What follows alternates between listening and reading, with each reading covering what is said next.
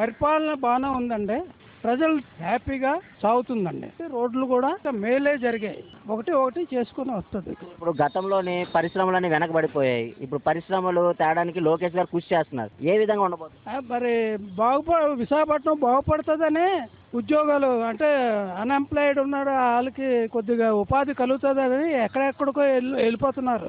హైదరాబాదు, బెంగళూరు, ఆ తర్వాత అమెరికా ఎక్కడెక్కడికో వెళ్ళిపోతున్నారు. వాళ్ళకి ఏదో విశాఖపట్నం ఉన్న వాళ్ళకి ఏదో మేలు జరుగుతుందని, ఉద్యోగం వస్తుందని అయితే ఉందంటారా సార్? నమ్మకం ఉందండి. చంద్రబాబు నాయుడు మీద ఎటువంటి నమ్మకం ఉందంటారు? నమ్మకం అతను అనుభవం చాలా అనుభవస్తుడు.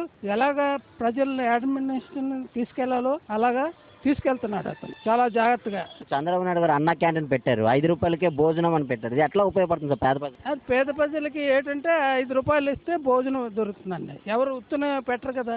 అందరికీ అది మేలే జరుగుతుందండి. అందరికి పరిపాలన బాగుందండి. గతంలోని శాంతి భద్రతలు ఇప్పుడు ఎట్లా ఉన్నాయి? శాంతి భద్రతలు ఎన్నాళ్ళు ఎక్కడ పడితే అక్కడ గొడవలు అయ్యాయి. ఇప్పుడు గొడవలు గట్రా ఎక్కడ ఏం జరగటం లేదు. శాంతిగా ఎవరి పని వాళ్ళు చేసుకుని వెళ్ళిపోతున్నారు. బాగుందండి.